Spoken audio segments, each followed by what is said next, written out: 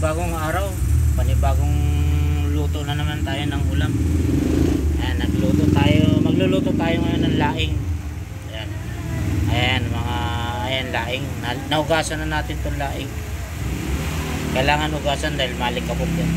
Ayan, mga ingredients. Ayan, may baboy tayo na sasahog. Masarap yung may taba-taba. Ayan, hiwain na natin yan. Mga ingredients saka atin sahog. Ayan, hiwa tayo ng ricado. Ayan, hiwain na natin ang luya. Pampatanggal din ng lansa yan. Ayan.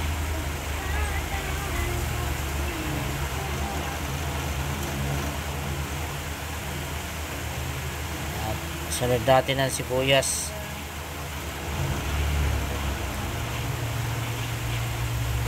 Hindi na pala ako naglagay ng bawang kasi may tanglan na rin yan, nakaluya. Hiwain na natin yung baboy. Malilit lang hiwa kasi sahog lang naman to. Ayan, mas masarap yan may taba na sahog guys. Ayan.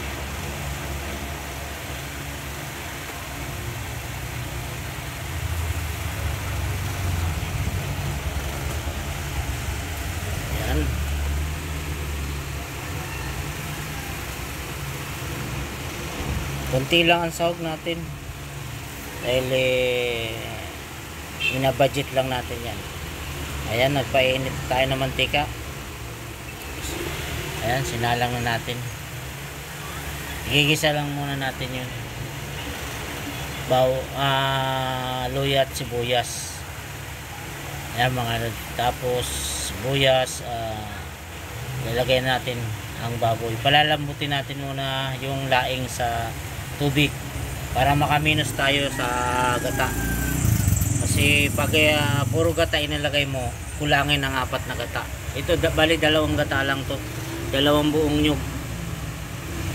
Ito ang diskarte natin, papalambutin muna natin sa tubig. Pag malambot na at medyo mawala ng tubig, ilalagay natin yung puro. Ayan, lagayan na natin itong laing. Yung laing natin ay puro dahon lang to. Pwede rin yung may tangkay, pero karamihan dito itong binibenta dahon lang talaga. Ayan, lagayan na natin tubig, papalambutin natin loads.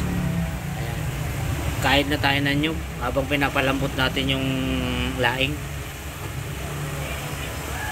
Ayan, ayan, pwede nang halo-haloin habang kumukulo at lumalambot.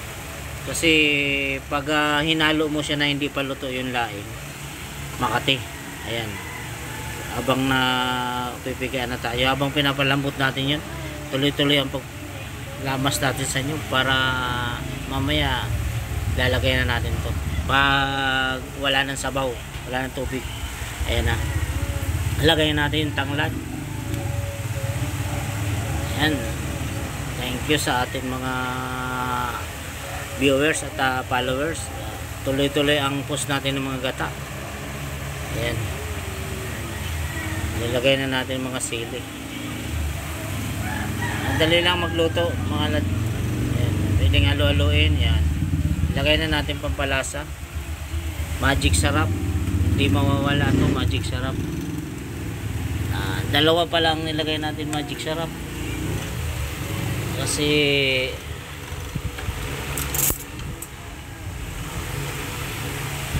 magic sarap. Ayan, ilagay natin yung gatang puro, pero para sumipsip na sa laing. Ayan na, medyo palalangisin natin yan mga par loads. Ayan,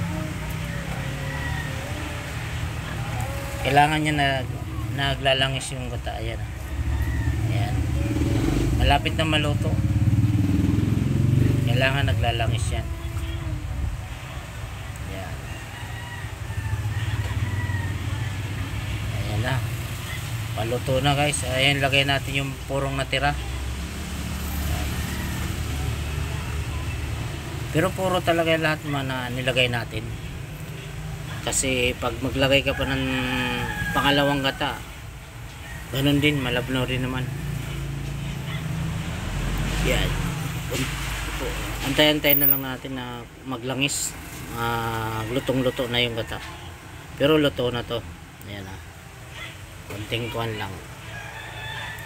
Hindi siya makati mga par kasi lutong-luto yung laing. Ayan. Kumakati lang ang laing pag hindi siya lutong-luto. Tapos hinalo nyo na hilaw pa yung dahon. Hilaw pa yung laing. Ayan. Pwede nang halo-haloin yan kasi luto na. Hindi nakakati yan. Yung sinasabing kumakati pag hinahalo.